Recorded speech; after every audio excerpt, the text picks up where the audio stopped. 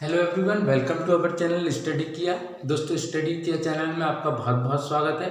पिछले कुछ वीडियोस में हम चैप्टर 4 को कवर करते आ रहे थे, जो कि क्लास 10th हमारी चल रही थी, मैथमेटिक्स की सीरीज। चैप्टर 4 में हमने एक्सरसाइज 4.1 तक कवर कर चुका था। एक्सरसाइज 4.2 जो थी हमारी अगली क्लास में रहने वाली थी, मतलब आज की क्लास में। तो आज का जो फर्स्ट टॉपिक हमारा होने वाला है वो हमारा होने वाला है गुणनखंडों द्वारा द्विघात समीकरण का हल।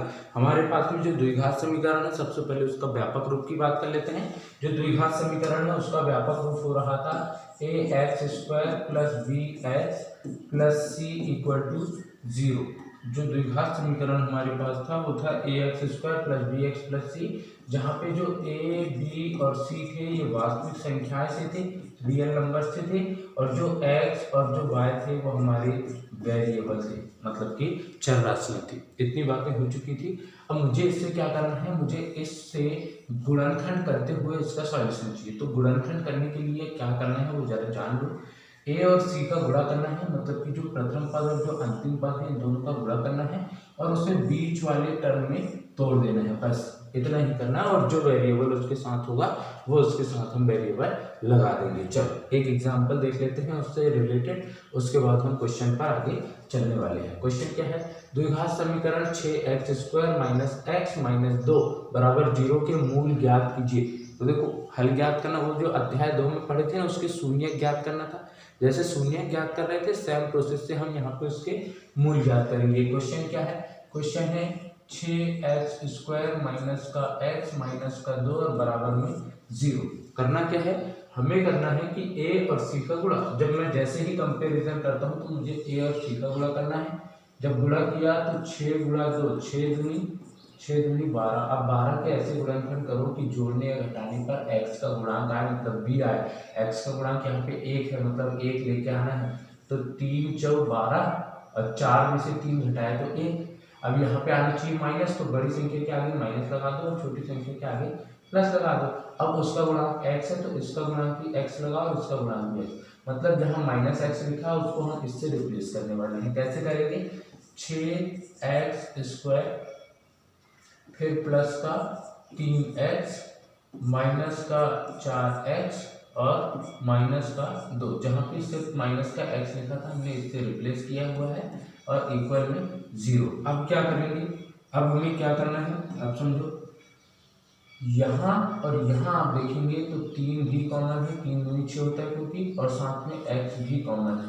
तो 3x जब बाहर गया तो 3 दूनी 6, मतलब 2 रख गया अंदर, 1x बाहर तो 1x अंदर, प्लस है प्लस लगाओ, 3x तो पूरा बाहर, मतलब 1।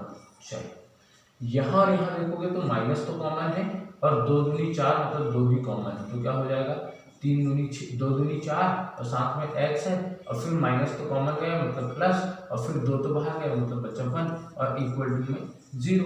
अब जो कॉमन है उसे एक बार लिखो, जो कॉमन है उसे एक बार लिखो, 2x + 1, और जो अलग से आया उसे एक बार लिखो, तो 3x - 2 और इक्वल में 0।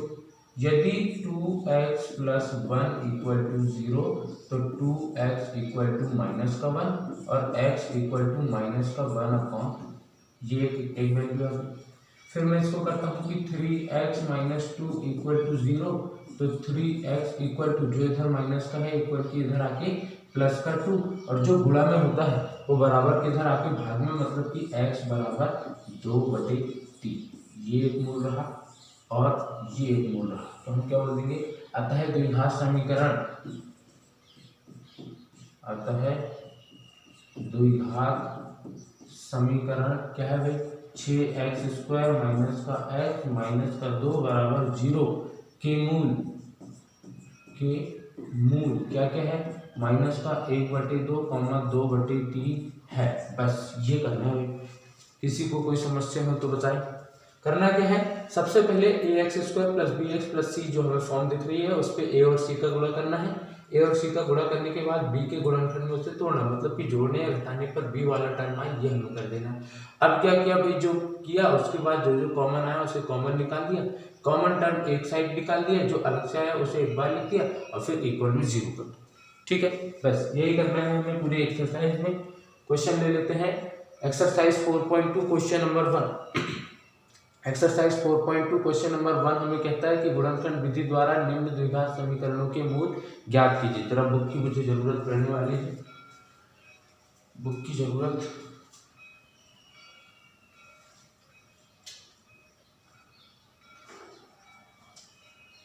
चलिए क्वेश्चन हमारे पास जो है वो जरा देख लेते हैं। एक्सरसाइज 4.2 में हमें गुणनखंड विधि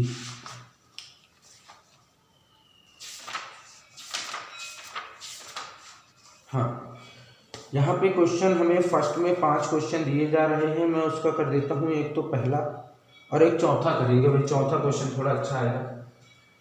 पहला क्वेश्चन है हमारे पास में x² माइनस का 3x माइनस का 10 और बराबर में 0। और इसी का जो चौथा क्वेश्चन है वो है हमारे पास में 2x² माइनस का x प्लस 1/8 और इक्वल में 0। ये मेरे पास क्वेश्चन है। अब जब मैं इसे सॉल्व करता हूँ तो मेरे पास कंडीशन क्या लगती है, मैं पहले फर्स्ट वाला ले रखा। देखो x² माइनस का 3x माइनस का 10 और इक्वल टू में 0। मुझे करना क्या है, करना है मुझे a और c का गुणा करना है और उसको जो ऐसे गुणनखंड करने की वो b में टूटे। तो जब मैं करता हूँ गुणा तो यहाँ पे 10 और यहाँ पे 1, तो 10 गुणा 1, 10 एकम 10। अब 10 के ऐसे गुणनखंड की जोड़ने घटाने की 3 आए, 5 दूनी 10 और 5 में से 2 गया तो 3। अब देखो बड़ी संख्या के आगे माइनस होगा तो आंसर में माइनस देगा, छोटी के आगे प्लस। अब इसका गुणा x है तो x इधर लगा दो, इसका गुणा भी x कर दो। मैं क्या कर सकता हूँ, जो 3x होगा उसको इससे रिप्लेस करूँगा, मतलब x², उसके बाद प्लस का 2x ले लेता हूँ, उसके बाद माइनस का 5x माइनस का 10 और इक्वल में 0। यहाँ से आप देखेंगे तो सिर्फ और सिर्फ x कॉमन है तो x प्लस 2 बचा। यहाँ और यहाँ पे देखेंगे तो माइनस भी कॉमन है और 5 भी कॉमन है। क्यों? क्योंकि 5 दूनी 10 होता है। तो यहाँ पे x माइनस को कॉमन लिया मतलब बचा प्लस और 5 दूनी 10 मतलब 2 और बराबर में जाए 0। अब क्या होगा, जो कॉमन टर्म है उसे एक बार x प्लस 2 इक्वल टू 0। अरे अभी कैसे कर देंगे, अभी एक बार वो करना पड़ेगा। जो कॉमन है उसे एक बार लिखा, जो अलग से आया उसे एक बार लिखा और इक्वल में था 0। यदि x प्लस 2 इक्वल टू 0 तो x इक्वल टू माइनस कर दो, एक तो यह है। फिर दूसरा x माइनस 5 इक्वल टू 0 तो x इक्वल टू प्लस का क्या लिख देंगे, अतः द्विघात समीकरण जो लाइन लिखे थे, अतः द्विघात समीकरण, ये अतः द्विघात समीकरण जो भी हमारा द्विघात समीकरण है क्या है, x² माइनस 3x माइनस 10 के मूल x बराबर क्या क्या है, माइनस का 2 कॉमा 5 है। बस ये हमें लिख देना। बताएं यदि कोई समस्या हो तो बताइए। उम्मीद है कि यहाँ तक का आपको बिल्कुल समझ में आया होगा, और अगर समझ में आ रहा है तो वीडियो को लाइक कीजिए, चैनल को सब्सक्राइब कीजिए, अपने दोस्तों को शेयर जरूर करें आप, ताकि हमें ज़्यादा से ज़्यादा और मोटिवेशन मिले। अगला क्वेश्चन है फोर्थ क्वेश्चन, 2x² माइनस का x प्लस का 1/8 और इक्वल टू में 0। सबसे पहली कंडीशन, जब तक हमने द्विघात समीकरण पढ़ा है हमने उसका व्यापक रूप पढ़ा हुआ है ax² प्लस bx और प्लस c इक्वल टू 0। और जो c होता था हमारा, जो हमारा c होता था हम क्या बोलते थे, वो कोई ना कोई पूर्णांक के रूप में होगा। मगर यहाँ पे तो भिन्न, मतलब कि ये परिमेय संख्या होगी और परिमेय संख्या रहने नहीं देनी। उसके लिए दो कंडीशन है, या तो सबका एलसीएम लीजिए या फिर इसी से गुणा कीजिए और फिर निकालिए। तो मैं जैसे गुणा करता हूँ तो 8 दूनी 16 x² माइनस 8 एकम 8 और प्लस का 1 और सबके बटे में आ गया 8 और बराबर में बचा 0 कर दो। अरे यार ये x रह गया। देखो 8 दूनी 16x² और 8 एकम 8 और साथ में x प्लस का 1 और सबके बटे में 8 और इक्वल टू में 0। अब क्या होगा, जो इधर भाग में है बराबर इधर लेके जाओ गुणा में, और 0 के साथ किसी का भी गुणा होगा आंसर 0 ही देगा। मतलब 16x² माइनस का 8x प्लस का 1 और इक्वल टू में 0। अब हमारे पास द्विघात समीकरण जो व्यापक रूप था सेम वैसे ही मुझे देखने को ये मिल रहा है। ठीक है, अब मुझे a और c का गुणा करना है, तो 16 एकम 16, 1 गुणा 16, 16 एकम 16। अब 16 के ऐसे गुणनखंड कि जोड़े या घटाएं तो कितना आया आंसर 8x। तो मैं कर देता हूँ 4 चौक 16 और 4 और 4 मिला के 8 और इसके आगे भी माइनस और इसके आगे भी माइनस। अब क्या होगा, अब ये हो जाएगा 16x² माइनस का 4x माइनस का 4x प्लस का 1 और इक्वल में 0। यहाँ से आप देखेंगे तो 4 भी कॉमन है और x भी कॉमन है, तो बचा क्या 4 चौक 16 मतलब 4 बाहर तो 4 अंदर, 1x बाहर तो 1x अंदर, फिर 4x बाहर है तो माइनस यहाँ से मैं कॉमन ले लेता हूँ, तो 4 कुछ भी कॉमन नहीं है तो मैं बोल देता हूँ 1 कॉमन है और 4x का तो 4x माइनस 1 बाहर गया तो 1 माइनस अंदर, ताकि माइनस और माइनस मिलकर प्लस बना दे और फिर 1 का 1 और इक्वल टू में 0। अब क्या है कंडीशन मेरे पास, जो कॉमन है उसे एक बार लिखो 4x माइनस 1 और जो अलग से आया उसे भी एक बार लिखो तो 4x माइनस 1। यदि 4x माइनस 1 इक्वल टू 0 तो 4x इक्वल टू प्लस का 1 और x इक्वल टू 1/4। यही सेम प्रोसेस हो जाएगी इसके साथ ही, यही सेम प्रोसेस के साथ ये लो इसका भी यही होगा। और जब हम देखेंगे तो दो बराबर मूल आ रहे हैं तो हम क्या बोलेंगे, आता है द्विघात समीकरण 2x² माइनस x प्लस 1/8 बराबर 0 के मूल 1/4 1/4। ये हो जाएगा इसका सॉल्यूशन। पता है अगर किसी को समझते हो तो बताइए। उम्मीद है कि ये क्वेश्चन भी आपको बहुत अच्छे से समझ आया होगा। आगे चलते हैं और अगले क्वेश्चन की तरफ देख लेते हैं क्या है हमारे पास क्वेश्चन में। सेमी क्वेश्चन है, वहां से आप जो लगे वो आप कर सकते हैं, कोई प्रॉब्लम नहीं। थर्ड क्वेश्चन है, ऐसी दो संख्याएं ज्ञात कीजिए जिनका योगफल 27 हो और गुणनफल 182 हो। दो संख्याएं हमें ऐसी लेनी है जिनका जो गुणनफल योगफल हो वो 27 हो जाए और जो उनका गुणनफल है वो 182 हो जाए। मैं बोलता हूं कि माना पहली संख्या को मैं बोल देता हूं x है, तो दूसरी संख्या क्या हो जाएगी, तो दूसरी संख्या क्या हो जाएगी। देखो जरा कंडीशन समझना, मैं बोलता हूँ पहली संख्या x है, उन्होंने बोला था कि भाई उसका योगफल कितना हो 27 हो। मैं बोल देता हूँ कि x की वैल्यू मान लेते हैं 5 आया है, तो अगली संख्या क्या हो जाएगी 27 माइनस 5 मतलब 22। इसका मतलब ये हो सकता है कि मैं बोल सकता हूँ कि भाई x की वैल्यू में 7 आ जाए, अगर 27 में से 7 घटाऊंगा तो दूसरी संख्या 20 आएगी। इसका मतलब मैं बोल देता हूँ कि पहली संख्या x है तो दूसरी क्या होगी, दूसरी होगी 27 माइनस x। बताओ समझ आ रही है। कोई भी संख्या आपने एज्यूम किया उसको माइनस ही करना पड़ेगा, दूसरी वाली संख्या निकालने का दूसरा ऑप्शन है नहीं। तो मुझे जब माइनस करनी है तो मैंने बोला कि 27 में से ही मैं सीधा x को माइनस कर दूंगा। तो मैं क्या बोलता हूँ कि माना पहली संख्या x तो दूसरी संख्या 27 माइनस x। अब प्रश्नानुसार क्या बोला भाई, प्रश्नानुसार क्वेश्चन में क्या बोला हुआ है, प्रश्न में क्वेश्चन में बोला है कि जिनका योगफल जो है वो 27 है, तो भाई दोनों का योगफल 27 होगा और गुणनफल जो है वो 182। गुणनफल 182 है, मतलब x का गुणा किससे करें 27 माइनस x से, तो आंसर कितना देगा, आंसर देगा 182। बताओ बात समझ आई। x का गुणा 27 माइनस x से करें तो आंसर देगा 182। अब x का गुणा कर दो, x का गुणा करेंगे तो 27x और फिर माइनस का माइनस x का गुणा x होगा तो x² और बराबर किधर है 182। अच्छा अब क्या कंडीशन भाई, जो इधर माइनस का बराबर किधर लेके आओ प्लस का, और जो प्लस का इक्वल किधर लेके आओ माइनस का, और जब बराबर में कुछ नहीं बचेगा तो 0। बराबर क्या हो जाएगा, इधर आया प्लस का x² और फिर इधर आया माइनस का 27x और फिर प्लस का तो 182 था। अब क्या हो, मैं इस वाले को इधर लिखता हूँ, इस वाले को इधर लिखता हूँ, तो क्या हो जाएगा x² माइनस का 27x प्लस का 182 और बराबर में 0। अब मेरे पास द्विघात समीकरण ये रहा। अब द्विघात समीकरण आ चुका है तो मुझे इसके मूल कैसे निकालने होंगे, गुणनखंड विधि द्वारा। और गुणनखंड विधि मेरे पास है क्या, गुणनखंड विधि है कि मुझे गुणा करना होगा किस किस का, a और c का, फिर क्या करना होगा उसे b में तोड़ना पड़ेगा। a और c का गुणा करना है और b में तोड़ना है। अब कैसे करेंगे, देखो 182 एकम 182। अब 182 के ऐसे गुणनखंड चाहिए कि जोड़ने या घटाने पे 27 आए। 13 का वर्ग होता है 169 और 14 का वर्ग होता है 196। मतलब ना ये 13 का वर्ग है ना ये 14 का वर्ग है, मगर 13 गुणा 14 करके देख सकते हैं।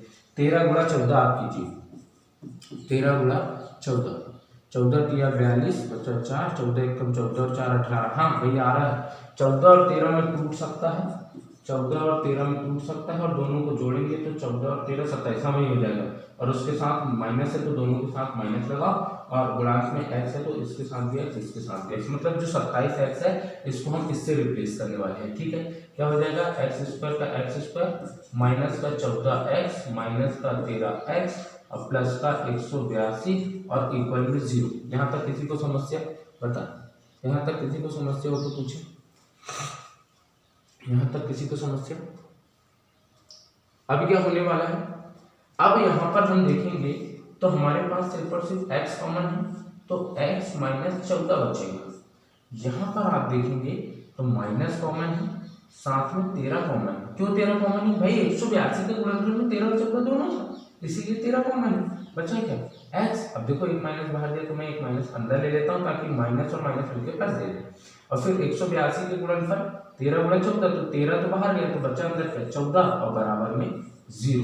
अब मैं करता हूँ जो कॉमन है उसे एक बार लिखो, मतलब x माइनस 14, और जो अलग से आया उसे एक बार लिखो, मतलब x माइनस 13 बराबर में 0। कंडीशन दोनों लगा देते हैं कि x माइनस 14 बराबर 0 तो x बराबर प्लस का 14, और यदि x माइनस 13 बराबर 0 तो x बराबर प्लस का 13, मतलब दोनों संख्याएं हो सकती है x की वैल्यू। अगर पहली संख्या 14 हुई तो दूसरी संख्या 13 हो जाएगी, और पहली संख्या 13 हुई तो दूसरी संख्या 14 हो जाएगी। ये हमारे क्वेश्चन का आंसर होगा। बताइए, उम्मीद है कि यहाँ तक आपको बहुत अच्छा लगा होगा। अगर वीडियोस पसंद आ रहा है, अगर मेरी मेथड समझ में आ रही है तो वीडियो को लाइक कीजिए और दोस्तों को शेयर जरूर कर देना। सेकंड एक और क्वेश्चन है हमारे पास, दो क्रमागत धनात्मक पूर्णांक ज्ञात कीजिए जिनके वर्गों का एक क्रमागत धनात्मक पूर्णांक। पिछले क्वेश्चन में हुआ है, एक्सरसाइज 4.1 तक हुआ था। क्रमागत का मतलब भी बताया था मैंने, धनात्मक का मतलब भी और पूर्णांक भी। क्रमागत मतलब एक के बाद एक, एक के बाद एक, जैसे 26 के बाद 27 आ जाए, 30 के बाद 31 आ जाए, वो क्रम चल रहा है। धनात्मक पूर्णांक मतलब कि जो नंबर लाइन हमारी थी, नंबर लाइन में यहाँ 0 था, इधर नेगेटिव वैल्यू थी, इधर साइड नेगेटिव वैल्यू थी और इधर साइड पॉजिटिव वैल्यू थी। तो भाई यहाँ से इधर वाली लेनी ही नहीं है, सिर्फ हमें पॉजिटिव पे बात करनी है। ठीक, तो मैं उन्होंने बोला जिनके वर्गों का योग 365 हो, तो मैं बोलता हूँ कि माना पहला धनात्मक पूर्णांक x, तो दूसरा धनात्मक पूर्णांक क्या होगा, तो दूसरा धनात्मक पूर्णांक क्या होने वाला है, x प्लस 1। क्यों, मैंने लास्ट क्लास में बताया था कि भाई 30 ले लेते हैं तो अगली क्या होगी 31, तो 30 को यदि मैं x बोलता हूँ तो ये 30 में एक जोड़ने पे आई है ना, 30 में एक जोड़ने पे आई है, मतलब x प्लस 1।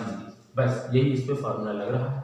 उनका वर्गों का योग मतलब x का वर्ग करो और इस पर क्या जोड़ो, x प्लस 1 का भी वर्ग करो और इसको जोड़ो, तो आंसर दे रहा है 365। भाई उसका वर्ग किया और वर्गों का योग कर देना, वर्ग करके योग करेंगे तो ये आंसर कितना दे रहा है, 365 दे रहा है। ठीक है, एक्स स्क्वायर का तो एक्स स्क्वायर, यहाँ पे प्रॉपर्टी क्या लग रही है, algebraic identity a plus B का होल स्क्वायर, और a प्लस बी का होल स्क्वायर क्या देता है, a प्लस बी का होल स्क्वायर हमें देता है a square plus B square plus 2ab। जब मैं इस प्रॉपर्टी का यूज करूँ तो a स्क्वायर मतलब X square plus B square मतलब 1 स्क्वायर प्लस 2 इंटू ए की वैल्यू x इंटू बी की वैल्यू 1 और इक्वल टू में है 365। एक्स स्क्वायर और एक्स स्क्वायर मिलकर 2x स्क्वायर, उसके बाद प्लस 1 और प्लस 2 एकम 2 और साथ में x, तो 2x और बराबर के इधर 365। जो इधर प्लस का है इक्वल के इधर लेके आओ माइनस का, मतलब ये हो जाएगा 2x स्क्वायर, मैं इसको आगे ले रहा हूँ तो प्लस का 2x, फिर ये रहा प्लस का 1 और माइनस का 365 और बराबर में 0। 365 में से एक घटाओगे 364, मतलब 2x स्क्वायर फिर प्लस का 2x और फिर माइनस का 364 और बराबर में 0। देखो भाई पूरे से मैं 2 को कॉमन ले सकता हूँ, 2 कॉमन लिया तो क्या बचा एक्स स्क्वायर, फिर प्लस का 2 कॉमन गया बचा x माइनस 2 एकम 2 बचा 1, 2 अट्ठे 16 और 2 दूनी 4 और बराबर में 0। अब जो यहाँ पे कॉमन है मतलब जो गुणा में है बराबर किधर आएगा भाग में, और 0 में किसी से भी भाग दें 0 देगा आंसर, मतलब एक्स स्क्वायर प्लस का x और माइनस का 182 और बराबर में 0। अरे ये तो क्वेश्चन अब भी हुआ है यार, पिछला क्वेश्चन ही है ये। क्या किए थे वहां पर, देखो जरा कंडीशन को समझना।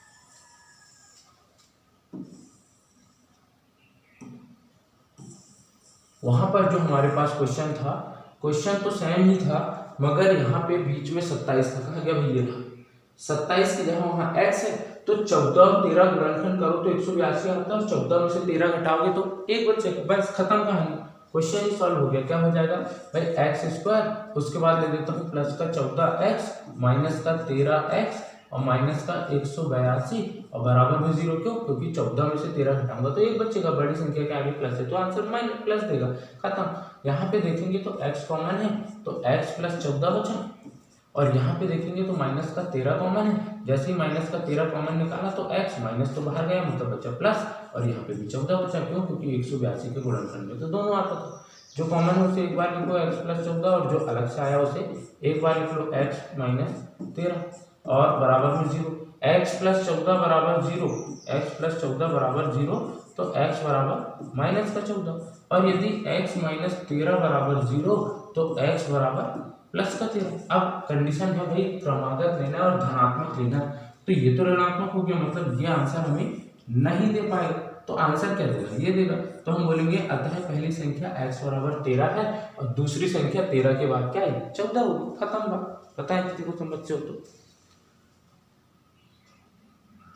दूसरी संख्या 14 दे देगा, ठीक है। चलो, उम्मीद है कि यहाँ तक आपको क्वेश्चन बहुत अच्छे से समझ आया होगा। एक क्वेश्चन और ले लेते हैं, इसके बाद आगे क्लास खत्म करेंगे। हाँ, ज़्यादा काम तो है नहीं, मगर फिर भी समझा देता हूँ, आप खुद से करेंगे। ऐसे एक समकोण त्रिभुज है भाई, एक समकोण त्रिभुज में आपको बना के दिखा दे रहा हूँ। ये लो, एक समकोण त्रिभुज है, और जो ये समकोण त्रिभुज है इसमें क्या बोला हुआ है कि इसका जो आधार है उसने बोला है उस समकोण त्रिभुज की ऊंचाई आधार से 7 सेंटीमीटर कम है। भाई आधार से 7 सेंटीमीटर कम है, मतलब यदि ये x होगा तो इसे आप x प्लस 7 मानेंगे, भाई इससे 7 ज्यादा हो गई, या फिर क्या मानेंगे कि ये x है तो ये x माइनस 7 है। आप या तो इसे और इसे मान लीजिए या फिर इसे और इसे मान लीजिए। उसने बोला यदि कर्ण 13 है, ये लो भाई ये 13 सेंटीमीटर हो गया, तो अन्य दो भुजाएं ज्ञात कीजिए। अब जब देखो मैंने चैप्टर 8 जब आपको पढ़ाऊंगा, अच्छा आपके तो अभी अपलोड नहीं हुआ, ऑफलाइन वीडियो में मैंने बताया हुआ है 5, 12 और 13 एक ट्रिपलेट्स होती है, और इसका आंसर भी वही आएगा। अब इसको करके आप देखेंगे, पहली संख्या ये ले लो तो दूसरी संख्या ये ले लो, मतलब आधार ऊंचाई, और फिर लगाना पाइथागोरस का प्रमेय। पाइथागोरस का प्रमेय कर्ण का वर्ग, पाइथागोरस का प्रमेय होता है कर्ण का वर्ग बराबर लंब का वर्ग प्लस आधार का वर्ग। बस इस फॉर्मूले का यूज करना, वहां से कोई ना कोई वैल्यू आ जाएगी, और जो वैल्यू आएगी वो आधार या ऊंचाई की होगी, तो अगली वैल्यू वहां से आप निकाल सकते हैं। उम्मीद है कि जो जो हमने आज पढ़ा हुआ है वो आपको बहुत अच्छे से समझ आया होगा। कहाँ से देखे हैं, हमने सबसे पहले देखा था द्विघात समीकरण का गुणनखंड विधि से हल, उसके बाद हमने एक एग्जाम्पल लिया था जहां से हमने हल निकालना सीखा था, उसके बाद में हमने 2 क्वेश्चन किए थे एक्सरसाइज 4.2 का फर्स्ट क्वेश्चन का, इसके बाद हमने एक क्वेश्चन लिया थर्ड क्वेश्चन, इसके अलावा एक और क्वेश्चन लिया, और यहाँ पे लास्ट। उम्मीद है कि वीडियो आपको पसंद आया होगा। वीडियो अगर अच्छा लगा है तो लाइक कीजिए, चैनल को सब्सक्राइब कीजिए। मिलते हैं अगले वीडियो में अगले कॉन्सेप्ट के साथ।